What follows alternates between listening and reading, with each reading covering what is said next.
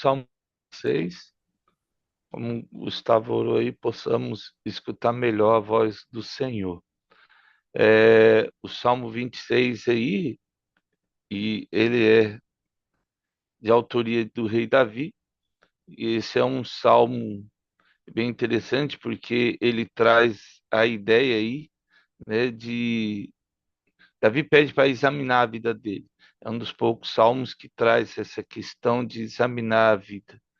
Então, ele traz essa questão de julgar, examinar, provar as atitudes, o juízo e a justiça de Deus.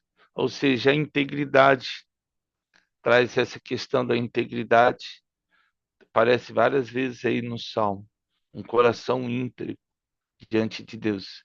Integridade que traz essa ideia de inteiro, ou seja, não tem nenhum lugar onde não foi sondado, vigiado e transformado. Do verso 1 ao 3 é um pedido para ser examinado, a gente vai ver isso, do 4, 5, separação dos ímpios aí, da presença do justo, de 6 a 8, amor pela casa de Deus, no 9 a 10, pedido de livramento. O Salmo também sempre traz essa ideia de socorro. E aí, lógico, no final, verso 11 e 12, essa questão de confiança e adoração de Davi diante de Deus. O primeiro verso aí, então vamos lá, um pedido de julgamento aí. Faze-me justiça, Senhor, pois tenho andado na minha integridade e confio no Senhor sem vacilar. Então, o legal desse salmo aí, Davi já pede aí para que Deus, é, ele já traz aí o andar, né, o alaque aí, o andar com Deus, né, e traz a ideia de Adonai, né, o Senhor aí, Adonai. Então ele já pede ali, porque ele faz-me justiça. Ele espera de Deus que Deus sonda o coração. E é legal aqui, porque ele fala, ó, pois tem andado na minha integridade. A integridade de Davi era aquilo que ele vivia, porque assim, ele sabia que ele era um soldado, sabia que ele tinha matado várias pessoas, sabia do que tinha feito. Esse provavelmente foi um salmo escrito antes do adultério de Davi, foi quando ele estava edificando o trono ali em Hebron ali, ele já estava lá nos primeiros anos de governo dele, então ele ainda estava estabilizando o reino dele. E ele sabia disso, não era perfeito, sabia que o ofício dele exigia algumas ações que eram muito complicadas para quem ama a Deus. Mas ele pede para Deus ali julgar aí, né, como é que vamos dizer assim? Ele pede para o governo, o Senhor, no governo dele, decidir com justiça, sabendo que ele tem essa questão, né? é, que precisa ser. E essa questão de ter andado ali, né, em integridade ou sinceridade, talvez seja a palavra ali, uma vida que não é dupla. É que Davi, esse que é o legal de Davi, Deus não se incomoda da gente falar a verdade com ele. Deus se incomoda quando a gente tenta mentir para Deus. Davi não tinha uma vida dupla, com exceção de Batseba, a situação lá, ele sempre teve uma vida, era aquela vida. Por isso que ele fala, Senhor, faça-me justiça, pois tenho andado na minha integridade. Ou seja, eu não tenho duas vidas. O que as pessoas me veem é isso aqui, nem mais nem menos. E Deus se agrada disso, e isso é algo importante. Quando Deus leva Enoque lá em Gênesis, e Deus tomou Enoque porque andou nos caminhos dele, e ele olha para Enoque e não viu, naquela situação em que Enoque vivia, o coração dele era íntegro, ou seja, Deus chama a gente não é porque a gente faz algo espetaculoso. Deus nos chama e com certeza depois a gente faz algo espetaculoso. Mas a questão é que Deus olha para nós e fala: olha, Abraão é isso aqui, Noé é isso aqui. Não tem uma vida dupla, não é, ele não tenta ser quem ele não é. Não havia religiosidade. Talvez hoje, se a gente for contextualizar, seria o legal. Não é porque ele vê uma pessoa que não é religioso e ainda vê uma pessoa que busca fazer o bem, mas busca a presença de Deus. Ele não faz o bem para buscar Deus sobre as obras. Ah, eu vou fazer isso porque Deus vai se agradar de mim. Não, ele sente prazer em buscar a presença de Deus. E isso é bem difícil, às vezes, a gente entender isso. O meu prazer está na lei do Senhor e nela medito de dia e de noite, como a gente viu no Salmo 1. E aí o verso 2 ele fala, ó, examine-me, Senhor, e prova-me, sonda-me o meu coração e os pensamentos. Talvez aqui seja o divisor de água, né? Então, ele chama lá, Bechanene Adonai Benassi, né? Que quer dizer, examina-me, Senhor, e prova-me, né? Bechanene, examina-me. E aí, ele traz essa questão da raiz lá de Bachan, examinar profundamente. É como você mergulha num, num, num lago, num poço ou num oceano e vai o mais profundo que você puder para pegar ali uma pérola ali no oceano ou algo de valor. Então, examinar profundamente é essa a ideia, quando ele fala, examina-me, Senhor. E aí, o provar, testar e provar. E nessa provação, nesse teste, vamos dizer assim, nessa prova de competição mesmo, nossa, eu estou competindo, e aí Davi, ele pede que Deus teste o coração dele. E aqui realmente é algo que fala, poxa, ele testa o meu coração e os meus pensamentos, a minha mente. Davi sabia que o pensamento dele estava diante do Senhor. É importante a gente trazer nossos pensamentos amarrados diante de Deus.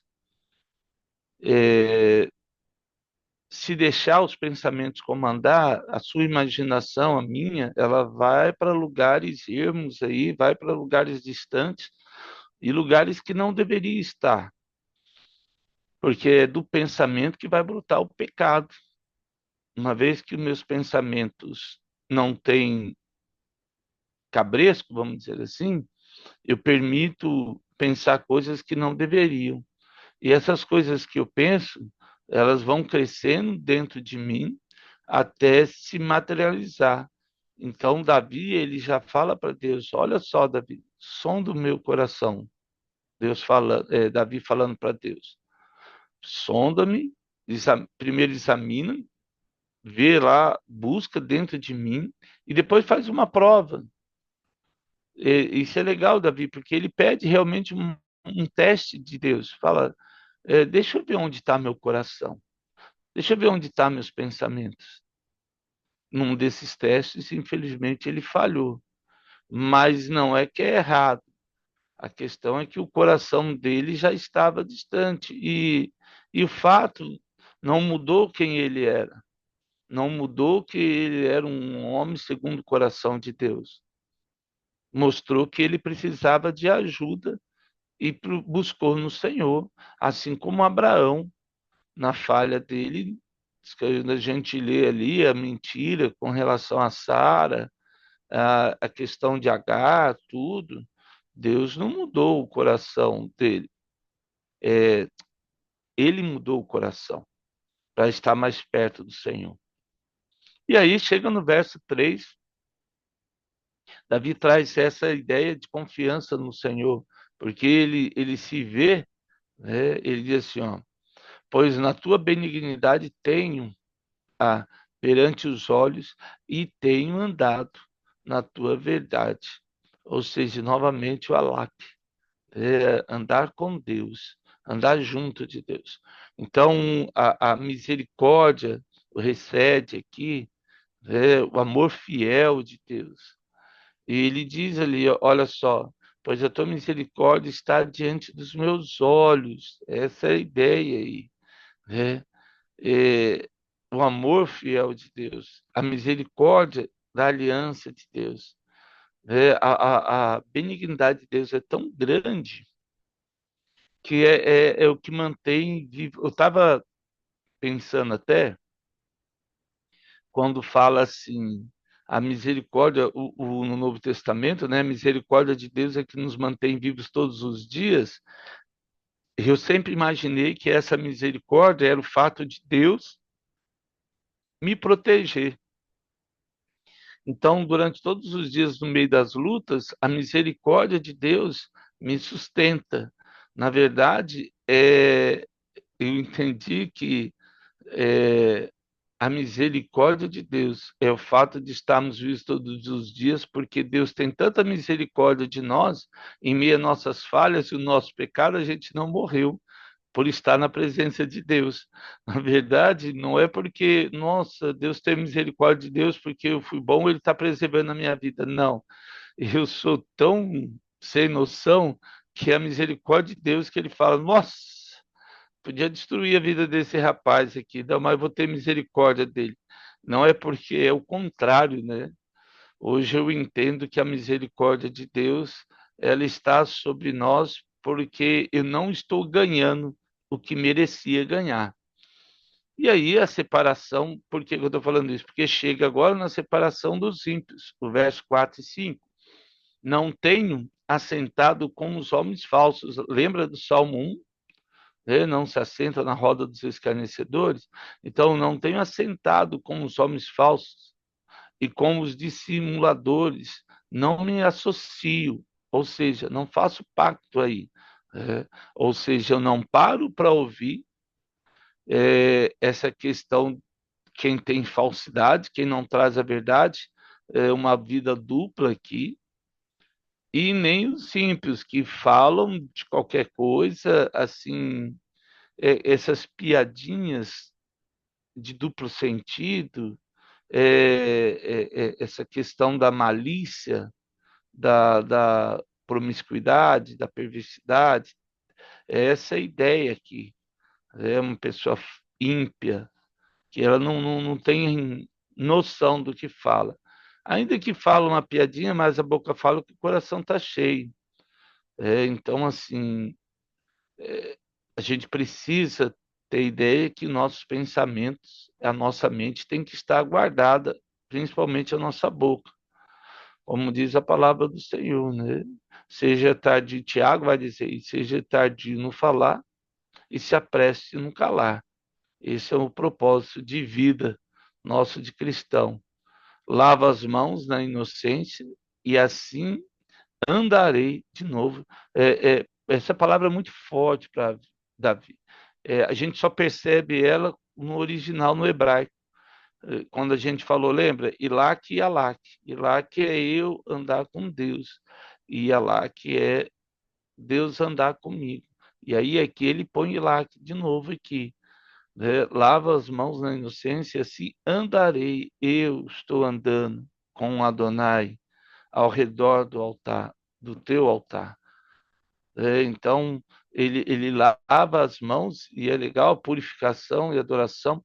Então, no Santo dos Santos, lá no tabernáculo, depois você pode ler em Levítico, o que acontece? Antes do sumo sacerdote entrar no santuário, tinha uma bacia de bronze. 1 Coríntios 13, o apóstolo Paulo vai falar isso.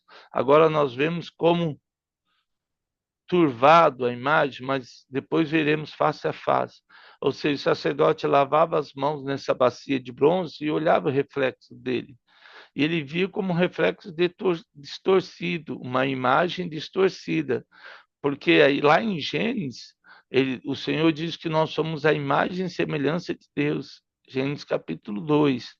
E aí que vai acontecer? Quando eu olho na bacia de bronze, o meu reflexo, ele é torto. Ou seja, o que que Deus quer mostrar? Que antes de o sacerdote entrar no Santo dos Santos, ele tinha que entender que a imagem dele está distorcida por causa do pecado. E ele precisa se purificar, ele precisa se lavar. Então, quem vai nos lavar? O Espírito Santo de Deus. O Senhor nos lava. Aí eu tenho um batismo, não um batismo representativo, como é o que nós fazemos, mas um batismo espiritual, uma circuncisão espiritual. É isso que Davi traz aqui. Então, ele lava as mãos na inocência, ou seja, algo que é puro, algo que é original à nossa vida, assim como Adão, que viveu com Eva vários anos, e eles estavam nus. Ambos estavam nus. E ele só veio entender que ele estava nu depois do pecado, porque houve uma malícia, houve uma maldade. Talvez os índios, nesse ponto, eles são mais puros, com certeza, porque eles andam nu e isso não faz diferença. Não é como nós, né, vamos dizer assim, os mais assim desenvolvidos, essa parte da sensualidade, da perversidade, promiscuidade, ela é muito exagerada, assim. O diabo ele trabalha na mente dos, vou colocar assim, ocidentalizados, orientais também. A questão realmente é do índio, eu vejo uma diferença muito grande nessa questão da sensualidade. O comércio explora muito isso. Né? Então, desde cedo, a criança aprende a ser muito sensual e aflora muito cedo essa parte da sensualidade, e aí a promiscuidade ela vem. Mas Davi ele traz essa pureza moral, né? Ele lava as mãos, ele mostra essa pureza aí e se prepara para a adoração. E aí andarei com o Senhor no altar dele. Aí reflete aí o Santo dos Santos. Davi nunca entrou no Santo dos Santos porque ele não podia entrar porque ele era da tribo de Judá e lá só podia entrar da tribo de Levi, os sacerdotes ou o sumo sacerdote no Santo dos Santos uma vez por ano. Então era um lugar que Davi nunca entrou, mas ele, lógico, sabia como era porque ele tinha a planta que depois ele entregou tudo pronto para Salomão construir. Salomão não teve nenhum trabalho. O verso aí 5, ele diz: aborreço a, a sucia de malfeitores e com os ímpios não me assento. Lavam as mãos na inocência e assim andarei com o Senhor. E aí, verso 7, para entoar com voz alta os louvores e proclamar as tuas maravilhas todas. Então ele chega na adoração e ele pede aí para Deus, para estar na presença de Deus. É, Davi ama a habitação do Senhor. Ele termina o Salmo 23, uma coisa peço ao Senhor, que ande nos teus caminhos todos os dias da minha vida, que esteja na tua casa todos os dias da minha vida, que certamente a bondade e a misericórdia nos seguirão todos os dias da nossa vida. A Davi já pede isso. Uma coisa peço, Senhor. Salmo 23 é bem lindo porque depois parece que tudo foi escrito em cima do Salmo 23. Dali Davi cria ramos e caminhos para dizer sobre a adoração dele. Eu acho que o restante dos salmos era só para explicar o Salmo 23. E aí ele traz essa morada, né, pelo lugar de Deus, a glória onde Deus habita. Do verso 9 e 10, ele pede para não morrer com os ímpios aí. O verso 9 ele diz: não colhas, e aí, ó, não colhas a minha alma como dos pecadores, nem a minha vida como dos sanguinários. Ou seja, novamente remete ao Salmo 1 lá, né? Os pecadores não são assim, né? O Salmo 2 vai trazer isso também. Vários salmos ele traz essa ideia. E é bem legal porque ele mostra essa questão da presença do Senhor. É, a, a minha vida com os homens sanguinários, com os homens violentos. Davi sabia que o ofício dele, como nós falamos, era um soldado, infelizmente matou muita gente. E aí ele entendia que ele não queria ser condenado igual os ímpios, porque havia uma maldade. Existe essa, como é que vai falar? O ofício te permite, era uma guerra, ou você matava ou você morria. Mas essa questão da crueldade, o requinte, a tortura, isso não fazia parte da vida de Davi. Ou seja, a questão era se manter vivo e matar o máximo de pessoas que precisava. O outro também vinha com essa ideia. Davi não permitiu quando Joabe vai matar Abner por ter matado o irmão dele na guerra. Davi fala: olha, eu não compactou com isso, né? Você fez errado, cara, porque uma guerra você está lutando, acabou a guerra, acabou.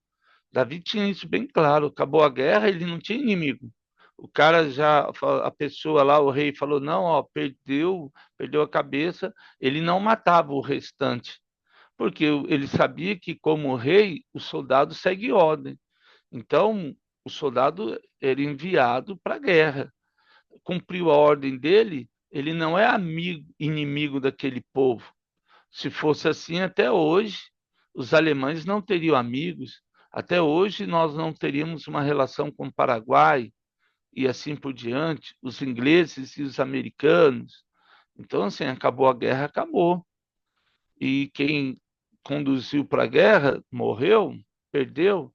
Não posso condenar uma nação como o Japão foi condenado na Segunda Guerra, com as bombas atômicas ali, uma guerra que já tinha acabado, como você matar o morto duas vezes, já estava morto. Mas esse requinte de crueldade, milhares e milhares de pessoas morreram e foi muito ruim. Então a gente vê isso em Davi era muito bom. Era um homem que temia Deus mesmo num ofício tão cruel quanto esse. E aí ele fala, né? E cujas mãos há crimes e cujas destas está cheia de subornos. E hoje nós vimos a corrupção no mundo inteiro. Os nossos líderes, a nível mundial, se corromperam de uma maneira tamanha que o Brasil acaba sendo. A globalização se tornou, como diz Milton Santos, uma globalização perversa que traz essa ideia de explorar. Não existe mais um país, um, quem detém o poder e o dinheiro faz. A gente vê esses casos mais doidos aí. E é triste, porque Davi traz essa questão, né? Esse povo tem crime, tem cheio de suborno, é triste, mas infelizmente é a verdade. E aí a declaração final de Davi, o verso 11 e 12.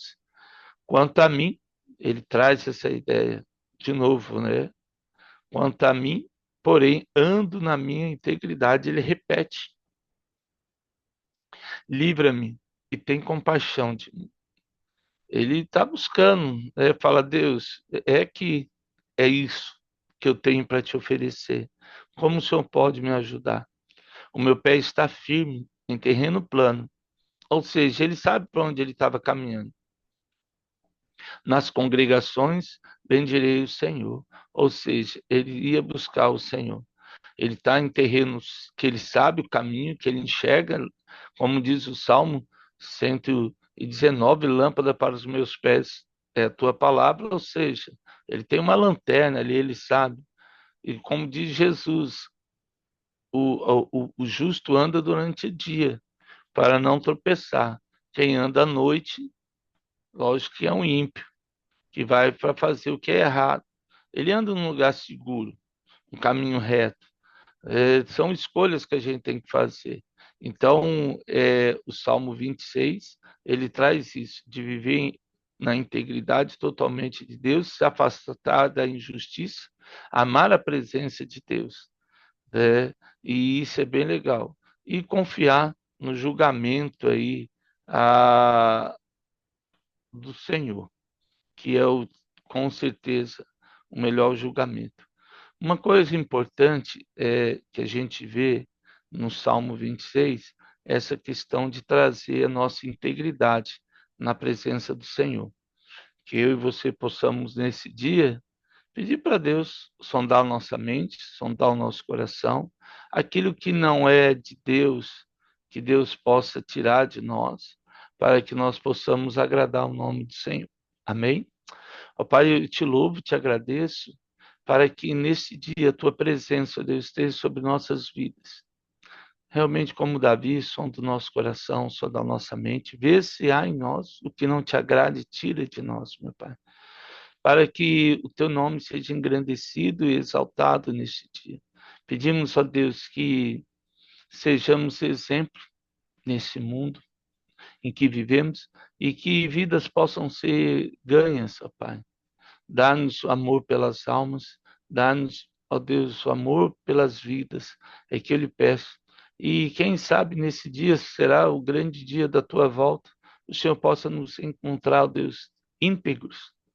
Essa é a nossa vida, Senhor, nem mais nem menos, mas naquilo que não é teu, o Senhor tire de nós. E aquilo que o Senhor sagrada seja aumentado em nossas vidas, para que possamos fazer diferença nesse dia. Que o Senhor nos abençoe, ó Pai, no nome de Jesus. Amém. Amém, amados. Que Deus continue nos abençoar nesse dia ensolarado de outono aí, no nome de Jesus.